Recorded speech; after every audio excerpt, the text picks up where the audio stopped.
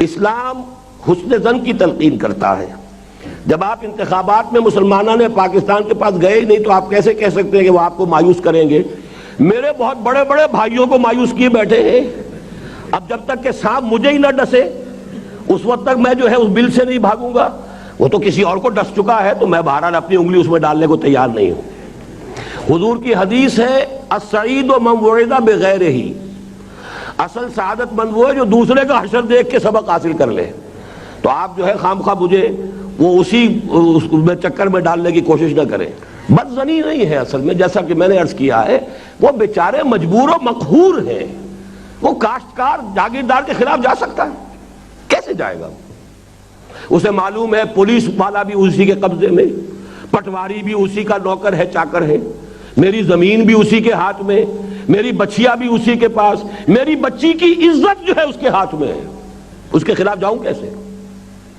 تو یہ ان کی مجبوری ہے. میں ان کے ساتھ کوئی سوء ظن نہیں رکھتا، مجبوری ہے ان کی. یہ ہے معاملہ، صورتحال کو سمجھنا چاہیے.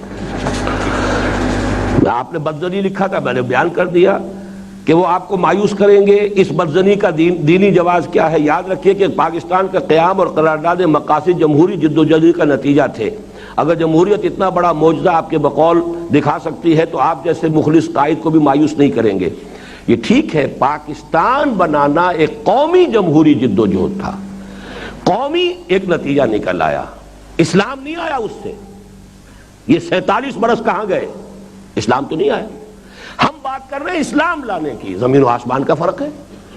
ورنہ یہ کہ حکومتیں تو الیکشن کے ذریعے سے بدلتی رہتی ہیں. اسی طریقے سے وہ جو عوامی جدوجہد تھی جماعت اسلامی کی، جس سے کہ قرارداد مقاصد پاس ہوئی، وہ کہیں ووٹ گن کر نہیں ہوئی تھی. اول تو یہ کہ جماعت اسلامی اس وقت تک الیکشن میں نہیں آئی تھی، اس لیے اس کی حیثیت اپوزیشن پارٹی کی نہیں تھی، بلکہ وہ تو وہی سمجھیے کہ ایک پریشر گروپ کی تھی اس وقت حیثیت.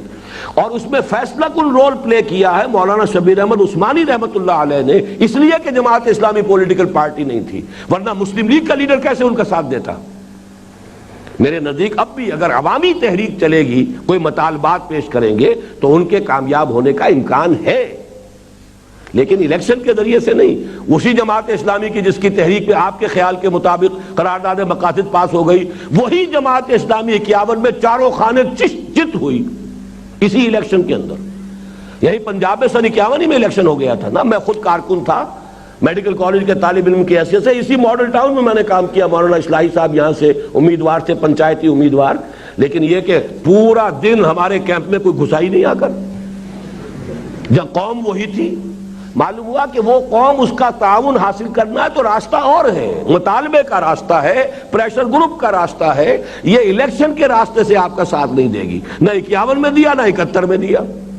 51 میں مولانا مودودی حسن ظن کی بنیاد پر، جو حسن ظن کا لفظ آپ استعمال کر رہے ہیں، امید رکھتے تھے کہ 40 آدمی کامیاب ہو جائیں گے جماعت کے. ایک بھی نہیں ہوا. تو معلوم ہوا کہ اس قوم کے ساتھ کم سے کم انتخابات کے معاملے میں حسن ظن مت رکھیے. حسن ظن کا دوسرا پہلو رکھیے.